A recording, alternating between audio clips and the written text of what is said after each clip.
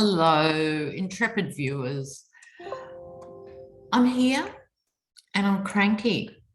Now, I've avoided talking about Afghanistan till this point because I thought, just shut up, Lena, just shut up, but I can't help myself. I have to speak. So, and I think I can comment critically on these events because we, Australia, were the first ones to put up our hand for the coalition of the willing. We were there alongside America in the first 5 minutes. But let's backtrack first, shall we? Let's go back to 9/11.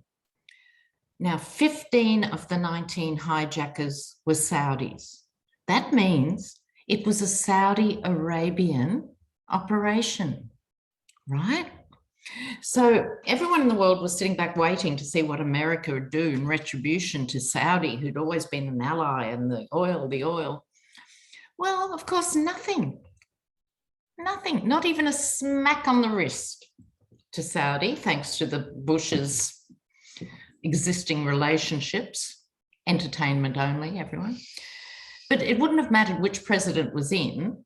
They get advice on this stuff, at least until the Yeti years, from the Pentagon and beyond. But they must have wondered why on earth the response to 15 Saudis bombing the biggest city in America was to go and bomb Afghanistan, as was said at the time, back to the Stone Age, and then move on to destabilize Iraq. So before I say anything else, I want to be crystal clear here. I am anti-war and pro-veteran. That's not a contradiction at all. I spent 5 years of my childhood every day in a veterans hospital, and I saw the men who'd been tortured in Changi and the Burma Railway. And I have undying, unflagging respect for veterans. Veterans take an oath to uphold that particular set of rules of engagement, and they don't have any say over where they're sent or why they're sent there, and have to carry out orders. And so what I feel is they are the ones who are let down when they're led into these drawn out conflicts like this. So still nothing's happened to Saudi, still everybody's best friend. Like, really, what? And so poor Afghanistan. And then, of course, on top of that, Biden has handled it spectacularly badly, like so badly, it took my breath away on several occasions during the week. And it sort of reminded me, even though he's Mr. Nice Guy generally, it takes me back to those years of the 80s and 90s and into 2000, where people thought it was a good idea to blame Afghanistan and then Iraq. Now, just recently, 2 nights ago, we had a retired general, Australian general, who led our forces into both those conflicts. And now he's unleashed, which is why I'm calling this Lena Unchained. And he was saying the military people at the top knew this was a really bad idea, that it was an unwinnable project. But our Conservative Prime Minister of the time, John Howard, sent them off to do the job. And when a place is a long way away, like Afghanistan, even those who protested like me against it, etc., and I'm sure lots of you guys did too, it's out of sight, out of mind, so often. And so Afghan women have now been sent back 1,000 years into the most terrible, terrible situations. And you might not know if you're in America, because you don't get news from them everywhere else, it would appear.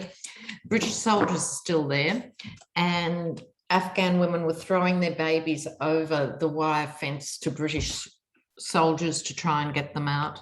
So on top of all the other footage we've had, because Tony Blair in the UK also went in with the coalition of the willing and imbecilic.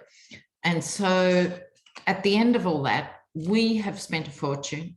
The UK has spent a fortune. Veterans have given their lives.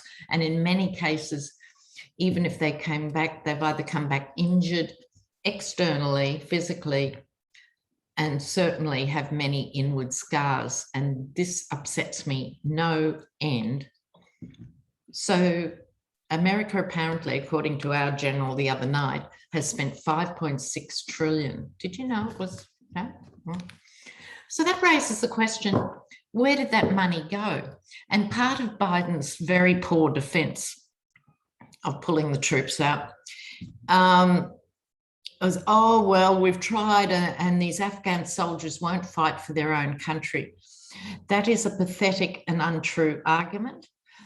These guys, according to our general too, and I've seen it in other sources, they haven't been paid for months. They have no ammunition for their guns.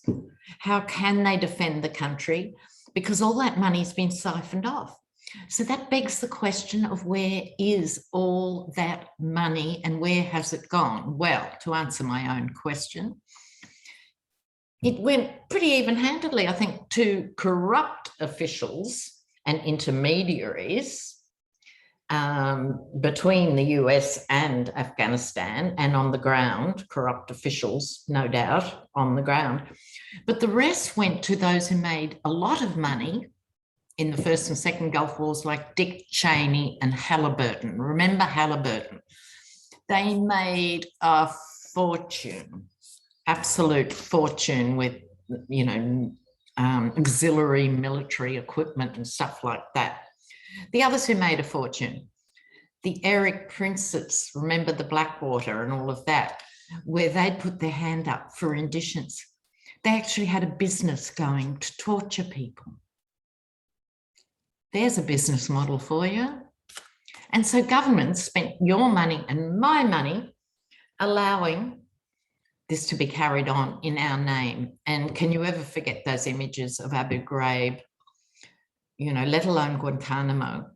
I mean, the people they had, both in Abu Ghraib and Guantanamo, they're low level. People like some general's driver and stuff like that. Like, he would only know where they went last Wednesday. You can torture him for 4 years. You're not going to find any more out, which is what a lot of psychologists and other people were saying. There is no point to this. These guys don't know anymore. So there's my rant. I'm not going to pull the cards on Afghanistan, and I'm not going to pull cards on Haiti, because I think both are in such terrible, terrible situations. We don't need more detail, actually.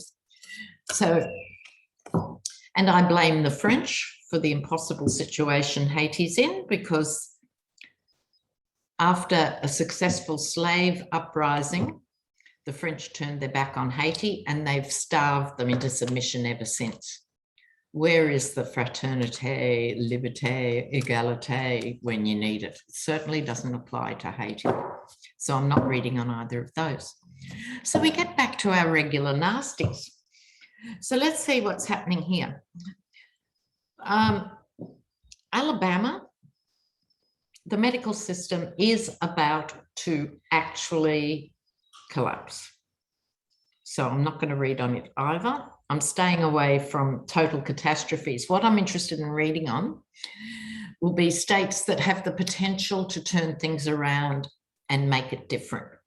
So I'm going to have a quick look at Texas, because Abbott, the KKK governor of Texas, I'll be right out there, he's a white supremacist, and proved that this week by blaming Black people for COVID. Don't you love that? So the China virus, and then Black people, look, if it wasn't for, you know, these non-whites, we wouldn't have a problem.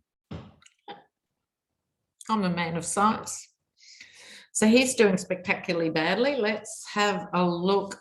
Will this come back to bite him on the buttocks? Or will he get away with it? Oh, dread.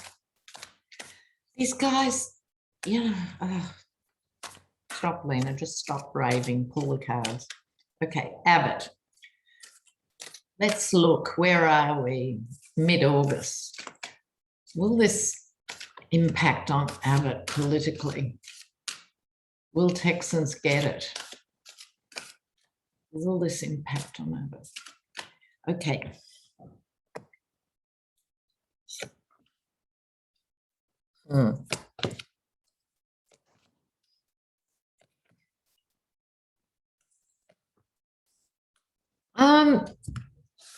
Look, with these cards, which are the Russian cards, as I call them, they're called the 12 chair deck. Very hard to get. Okay. Now, what we've got in the middle, he's beginning to feel,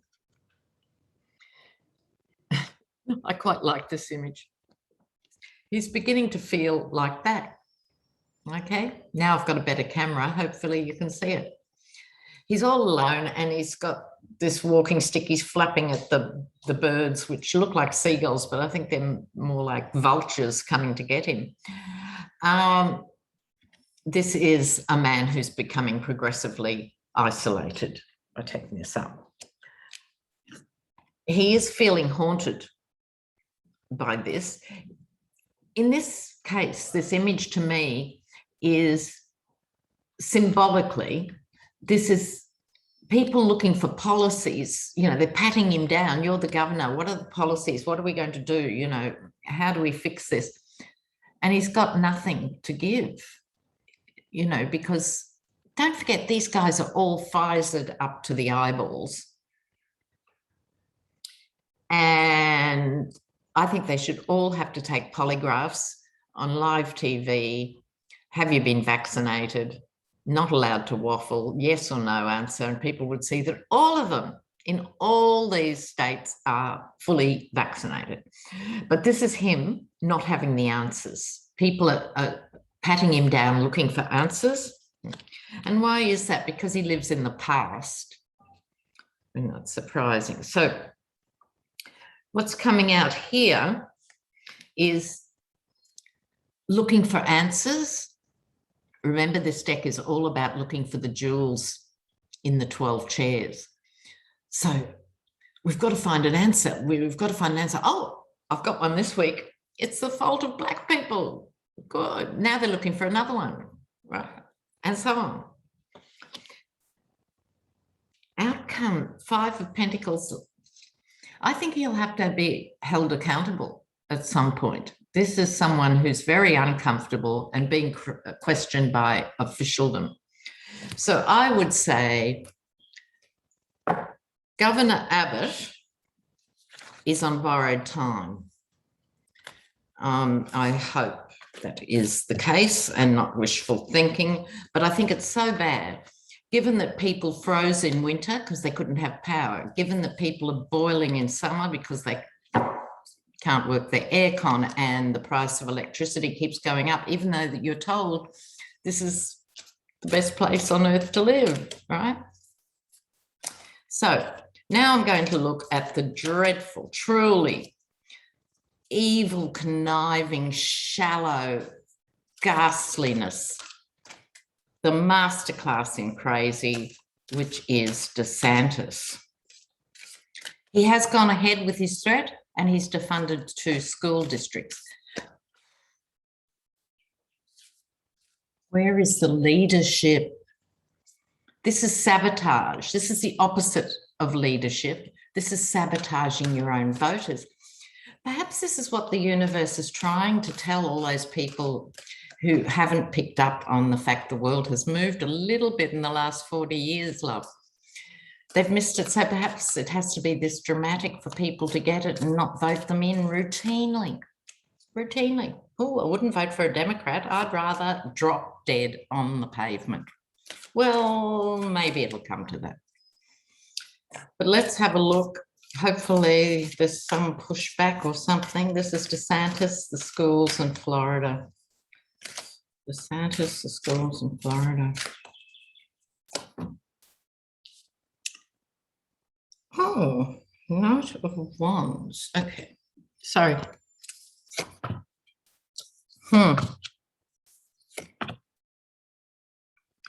Oh, that's interesting. Okay. So, look, this is him looking for a way out of Dodge, in a way. I don't think him physically leaving the state, not yet, perhaps.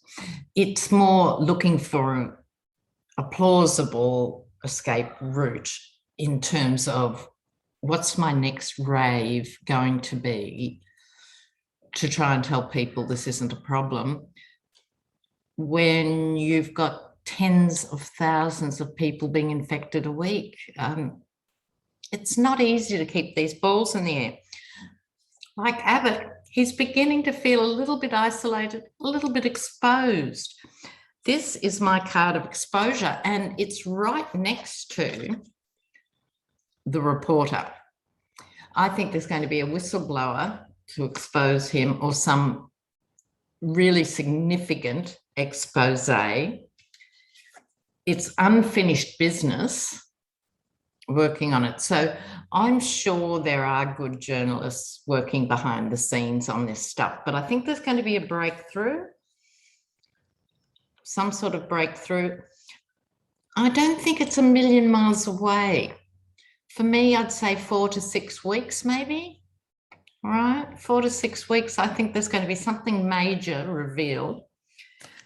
Then he will have to think about leaving town. Let's see what happens there. Now, because of this most disturbing couple of weeks about the failed exit strategy in Afghanistan, low point for Biden, handled badly. It would have been difficult for any president, but he's handled it really badly.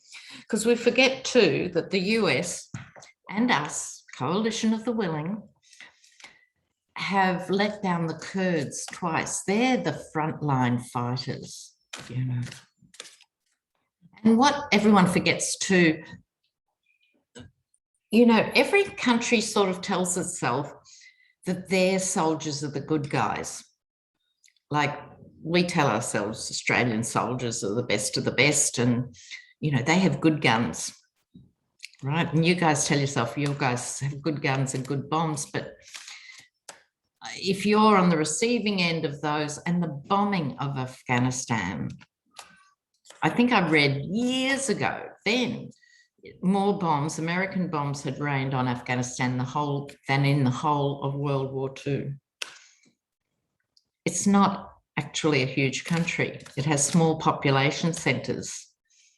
And drones, I think drones should be a crime against humanity. Because again, we're told we should like them because our troops stay safe because the drone is unmanned. That just means they can go in lower and more often and do terrible things, you know. So we've got to really start thinking of global citizens. And when people are suffering like this, we are all responsible. Oh, the devil card just fell out. I'll put it back in for now. And I'm going to have a look at Biden. I'm going to try and be fair and balanced, but, you know, it's not my strong suit. But I'm upfront about that. Don't look for fair and balanced if you come to this channel. What you're getting is a bit more background and depth about what is. So, Joe, what's happening? What's going to happen for you in the next, let's say, month from now? Joe, what's going to happen?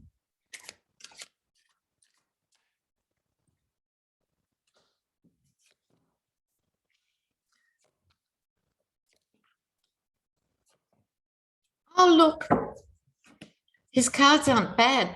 This is going out. This is not him right now because I think things aren't good just now, right? These are going out. So I think he'll come back to a calmer position. This is a 9, so There's 9 and a 10. So I think after this cycle peaks, I'd give it another 2 weeks, because the sad reality is everyone in the world at the moment is talking about Afghanistan, and then we'll forget the 3 million people who have been displaced before the exit, and the 550,000 who have been displaced since January before the exit. So God knows how many now. But it'll be off the news cycle. Sad but true. Okay, so this is a 9 and a 10. I think this cycle is peaking for him at the moment. And what will his legacy be? I think it'll be something to do with cleaning up the DOJ. Not a minute too soon, one would suggest. Not a minute too soon. And he gets the star card. So I think he'll get back on track in about another month or so. So my final thing today is, you know how I often harp on about fundamentalist Christians. I'll just be even-handed here. Personally, I'm not mad about fundamentalists of any persuasion. And I think we need to start calling out these right-wing Christians as fundamentalists. They are the Christian Taliban. They want to tell everybody who's to be in their bedroom and who isn't, even though we know their hypocrisy is legendary. They want to run the lives. They want to teach their children that dinosaurs didn't exist and God made the world in 6 days. And this is Taliban stuff. So I just want to see if there's any sort of movement in the evangelical stakes or not. So, yeah, I think we just all should call them fundamentalists. They want their own caliphate. Oh, someone's phone's ringing. It's not mine, so I can't turn it off. So, oh, sorry, the point I was trying to get to, let me rephrase the question, was evangelicals and COVID. So will this whole experience of denying the virus, then denying the need for the vaccine and refusing to have the vaccine, will this shift anything with the fundamentalists? Will this experience shift anything with the fundamentalists? Those of you who are blue dots in a red sea, I'm sure will keep me posted. Because at the moment, they're still doing 200,000 people at a motorcycle rally and so on. Will there be a shift in the evangelicals around the virus? What is it? Oh.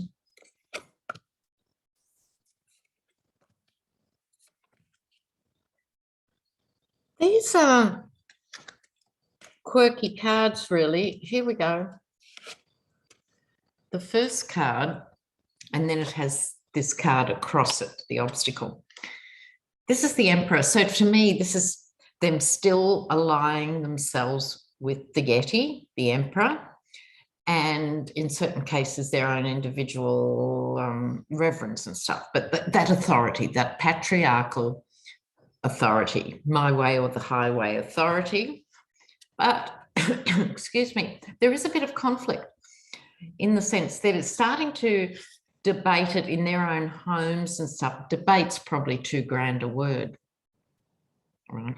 But they're starting to have a few arguments within extended families or maybe into people's workplaces whereas 100% of people thought one way, now they're going, well, actually, I've lost 4 family members, so maybe I'll have a rethink. You know, ignorance is a choice. And I want to say about that too, before I go on with this, sorry, people. Yeah, the video on mass psychosis, I loved your comments on that, and the video on ignorance is a choice. because it is really interesting. Because some of the smartest people I've ever known in my life, including my own dad, bless, I don't think Dad even got to high school, let alone anything else. I think he left school when he was 11 or something, but he educated himself. And people need to have that curiosity and that desire to find out how things work and stuff. So there's a little fledgling. The problem is people don't like putting their heads over the parapet. So I think the problem is more women probably are thinking about these things, but they're not quite game to speak up yet. Why is that? Because they're still in this juvenile mode. It's a page. It's, 14-year-old thinking, and it's the most wafty page. Can be very artistic, but in this case, it's like very easily confused, very easily led. That's what the core problem is. However, they are at a crossroads between being held hostage. I can keep going with this position and refuse to support teachers in masks in my school and watch my children get COVID, or I can wake up to what the rest of the world is thinking and saying. So this is the choice. The choice is, because this is someone choosing to be in a hostage situation, she can get out of that. All she has to do is shimmy down her bonds and take off the blindfold and walk out between the swords, or stay where they are, or bigger picture, time to move on with a big life lesson in your back pocket. Maybe the right-wing shock jocks and my ill-educated reverend and my selfish, men in my household who think they can defend their families from a virus with their guns.